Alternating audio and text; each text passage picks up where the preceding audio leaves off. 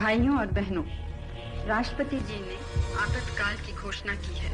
मैं इस इमरजेंसी की बात नहीं कर रहा हूँ, मैं बात कर रहा हूँ डिजिटल इमरजेंसी। डिजिटल इमरजेंसी वो कंडीशन होती है जब हमारे देश की सरकारें इंटरनेट को बैन करती है किसी रीजन के कारण।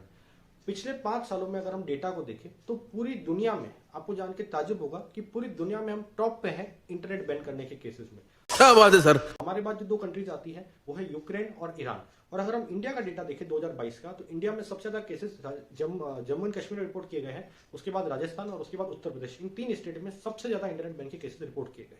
अब हम इंटरनेट को देखते हैं हमारी लाइफ में, तो वो हमारी लाइफ का एक ऐसा पार्ट है जिसको हम हटा नहीं सकते।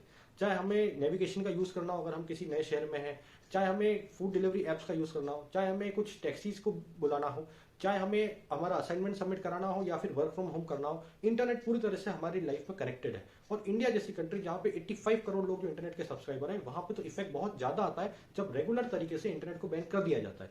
लेकिन अब हम समझते हैं कि सरकार इंटरनेट बैन करती क्यों है। तो सरकार 3 मेन रीजंस के कारण इंटरनेट बैन करती है। उनके हिसाब से इन जनरल देखा गया है कि पेपर लीक को रोकना हो, एग्जामिनेशन को स्मूथली कंडक्ट कराने के लिए, तो वो इंटरनेट बैन करते हैं।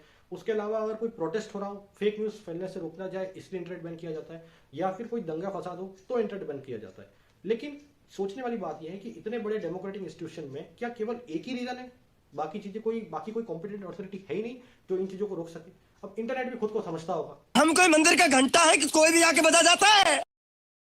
आइए हम बात करते हैं कि लॉ क्या कहता है। तो सुप्रीम कोर्ट का 2020 का जजमेंट है, वो स्पष्ट कहता है कि इंटरनेट को यूज करना हर सिटीजन का फंडामेंटल राइट है और उसको आप ऐसे रैंडमली बैन नहीं कर सकते, एक्सेप्शनल केसेस में ही बैन कर सकते हैं। फिर भी हम देखते हैं कि केसेस तो आते हैं बैन करने के, और सरकार की बात भी पूरी तरह से गलत नहीं है। वो चाहते हैं कि फेक न्यूज ना फैले, वो चाहते हैं कि एग्जाम जो है पेपर लीक ना हो, तो वो भी अपनी तरफ से प्रोसेस को फॉलो कर रहे हैं। बट इसमें एक बीच का रास्ता क्या हो सकता है, सोल्यूशंस क्या हो सकते हैं? तो हम दैनिक भास्कर का आर्टिकल को कोट कर रहे हैं, उसके हिसाब से 3 सोल्यूशंस उन्होंने बताया है। पहला सोल्यूशन कि आप इंटरनेट को बैन न करके जो वेबसाइट्स है, जो सोशल मीडिया एप्स है, आप उनको बैन करें।